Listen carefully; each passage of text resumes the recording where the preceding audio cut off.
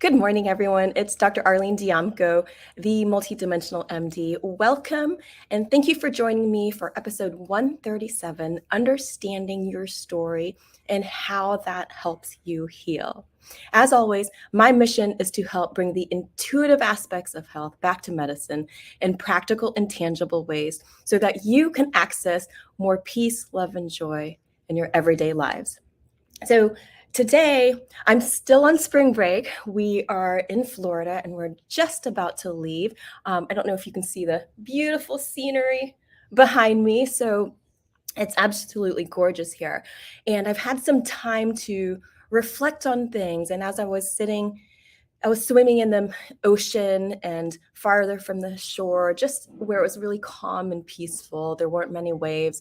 And as I was doing that, I was just reflecting on stories, on my story, on other people's stories, and your perspective of your own story. So I wanted to go through 5 different things for why it's important to understand your story, how you can understand your story. And this 5th one, I want to focus on something that combines the arts with integration of healing consciously.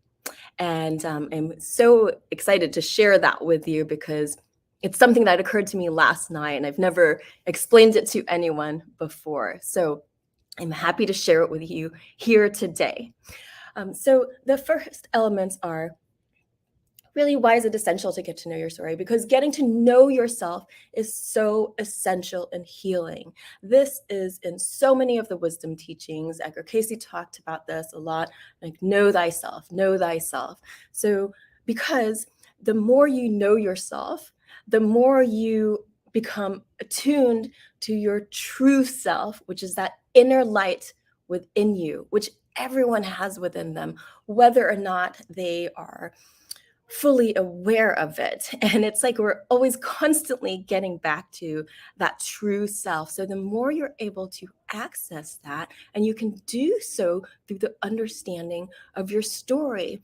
And in order to connect with other people, we have to be able to connect with ourselves. And the people that we feel really close to, our loved ones, they tend to know more of our story. So you can see how that understanding helps you to become closer, to know each other. And it's essential in your relationship with yourself. And it's also important in your relationship with anyone else, whether family or friends, coworkers. So be curious about your story and be curious about other people's stories because there's so much there, so much that people have gone through that you can hear it through their words, and it's beautiful. Yeah, there were like rough patches, but some of those rough patches, it's how we were kind of we're unfold through this life. We're shaped through this life, and it's a part of our rainbow of living. So even the rough patches can be beautiful if we can see it that way. And really to listen to your story in everything. Like sometimes I tell people, I'm like, any line you say about yourself or any symptom, anything that you're physically experiencing, any thought, any words, tells you something about your own story. And when for other people too, the words that they say tell you more about their story than your story. So you see, you start to let your story be defined from the inside out instead of the outside in, instead of other people's words defining your story. No, their words define their story, not your story. So you could take anything. Like if you had some eczema, you could just use it metaphorically to gain more understanding. Like, what is it that how do you feel comfortable in your skin, or how don't you feel comfortable in your skin? So you could do that for any kind of symptom. So just have some curiosity and listen and start to look at the words more metaphorically, and that will give you some understanding of your story. So next, understanding your story helps it to become a stepping stone. So yes, everyone has gone through something. Everyone has gone through ups and downs in life. And sometimes we feel like we want to push it aside or to contain it. But in order to move onward from present moment to present moment, and to not let whatever's happened in your past become like a hindrance to you or to hold you back. It's to have gain some sort of understanding in it. And I'm going to explain further like how to gain some understanding in your story. So if you understand yourself, it's like you unhinge yourself from that hold from the past, and it becomes this stepping stone. So you can move into a new future, whatever direction you choose. So in order to do that, yes, it does take some courage. It does take some energy because you have to gain momentum. So if you had a boat, a ship, and you're headed in this direction, this direction, this direction, and then all of a sudden you wanted to shift gears, shift directions, well, yeah, it's going to take some momentum to turn so that you are headed in a new direction. And part of that is through the understanding of your story and letting it become this stepping stone so that you can shift gears, so you can go in a new direction of your conscious choosing. So it helps you to become more of a conscious co-creator in your life. You're always creating, but if you let things go as is, then subconscious or even conscious stress and trauma patterns can keep you going in one direction. So if you kind of wake up to who you are, and through the understanding of your story, then you can start to move in another direction. Whatever you choose, it's okay. But if you would like to be more conscious of your life and the story that you're creating in the future, then it's to choose it consciously. So then you can create your future story consciously. So this consciousness is a big theme. The fourth point is letting that understanding help you to embrace yourself. This has to do with how understanding your story is so essential to healing. So if you understand where someone is coming from, then you can help to embrace. And my kids are so great at reminding me of this over and over. So if my husband and I get into an argument or a misunderstanding, then one of my kids might say, "Mommy, don't forget, what is his intention? His intention was to help you. He didn't want you to feel uncomfortable, so he wanted to help you. So that's how it came off that way. But don't forget his intention." So it's so curious because, yeah, so understanding your story and another person's story, you see how it helps you to embrace yourself, to embrace what you're going through and or what you've been through. So anyway, the kids share so much, and anytime there is any kind of little wobble or waver, they are so right on point. They can hit the nail right on the head, right on that little pinpoint of the little pin. So they never let me miss a beat. So I love that. And then I want to tell you about this great idea that I had, and it is based on something that is called the story spine. So this is it was created by Ken Adams, who's a teacher, a director, a performer, playwright, ghostwriter, story doctor. And, before I get into that, part of the reason I started delving into the stories is because I actually like troubleshooting. I mean, I don't want to do it all the time, but I don't mind it because if there's an issue, it is pointing towards where the healing is. So if there's a stuck point in life or a stress or a trauma pattern, it's also pointing towards where the healing is, what needs tending to. So again, it does take some energy. And so the story spine can help you gain some clarity on your own story and how you can identify those stuck patterns, and then you can start to shift it. So let me show you here. Let me pull that up. Oh, you see me? So this is the story spine by again, Ken Adams, and I'm going to show you a shorter version in just a second. But I wanted to show you the full table because this was his creation. And you can see the credit on the graphic there. So it starts from the beginning, once upon a time, ... every day, ... But then one day, as the story starts to change, and then because of that, ... because of that, ... So you fill in the blanks for your own story. Because of that, ... and those can go on until finally, and this is the climax, this is the turning point, the big turning point, and it can often be the point where you're just sort of like holding on in the movie where you're not sure what's going to happen, and it could go badly, or it could be lead to a success or a failure. But anyway, it is the climax.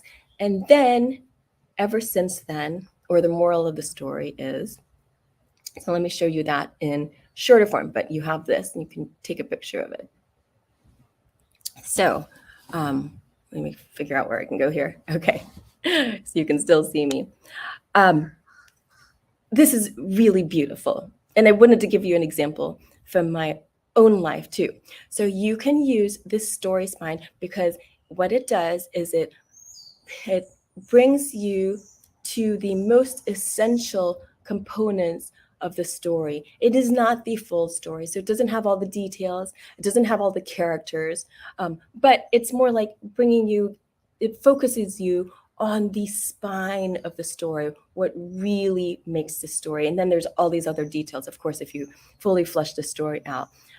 But in doing this, you can gain some clarity on what is going on, whether it's a present situation or a past situation, and you get to choose to look at it differently. So if it is a past situation, sure, maybe you can't change all the elements of the story, but the thing is, there's always that ending of the story, the perspective of the whole story is ever since then, or the moral of the story is, and it's how could you grow from this story? What is there any purpose, which can sound strange when something really difficult or bad happens, but where's the silver lining? What could help you? Like, how would you have to shift your idea of yourself, or how could you grow your love for yourself so much that it makes your story okay? So you are still creator of that big picture narrative. And so that is a really great area to focus on. So let me give you an example from my own life. Once upon a time, there was a new mom and a baby. Every day, the mom brought her baby to daycare while she went to work. She was sad about leaving her baby, and there were some things at the daycare that made her uncomfortable. The people reassured her that this is how it felt to be a new mom. But one day, a woman that worked at the daycare called and told the new mom of horrible things that happened there. Because of that, the mom told all the other moms at the daycare. Because of that, she also spoke with the government agency that oversaw the daycare. Because of that, the government agency encouraged her to file a Freedom of Information Act, a FOIA request, and found out a dark secret about the daycare. Excuse me. Until finally, the daycare was shut down.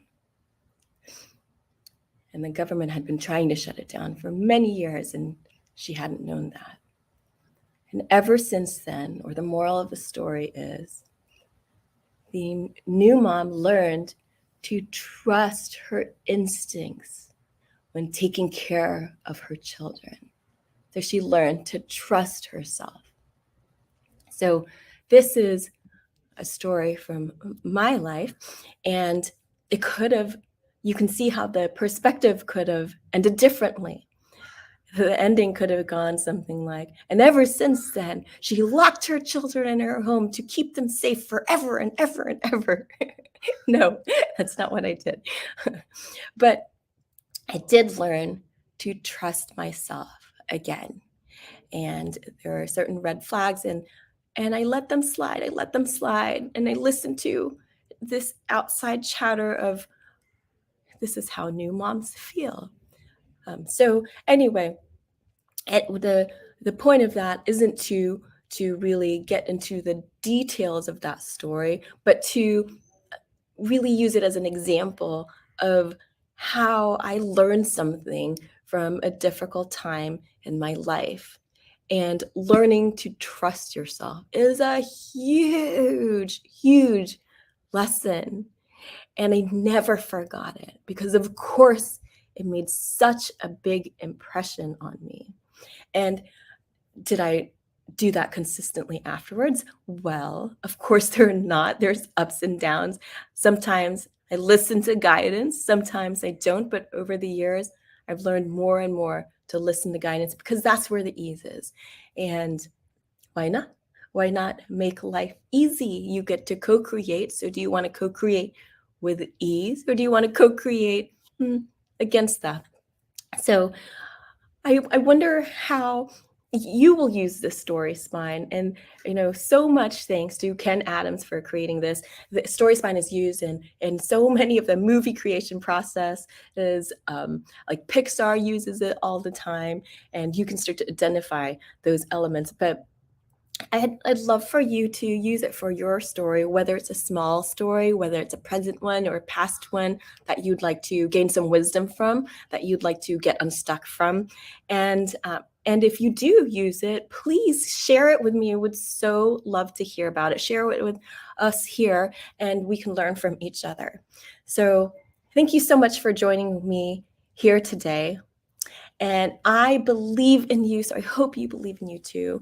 If you'd like to connect with me further, you can on Instagram at All Worlds Health, on Facebook at All Worlds Health and Pediatrics, or my website, allworldshealth.com, all worlds with an S, allworldshealth.com.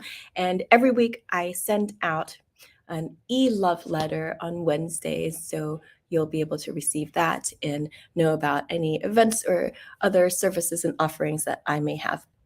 So, and if you come see me in the office and you would like to go through a story spine, it doesn't even take that long. It can take minutes. If you'd like my help with that, then I would love to help you. We can do that even during the cranial osteopathic treatment, because it helps to enhance your treatment because you start to participate in your own healing. And this is what I'm about, is letting you be empowered to take charge of your own life and to understand yourself so that you can access greater healing more easily. So lots of love to all of you. And again, I believe in you. So I hope that you believe in you too. I'll see you next Wednesday, 11 a.m. Eastern Time.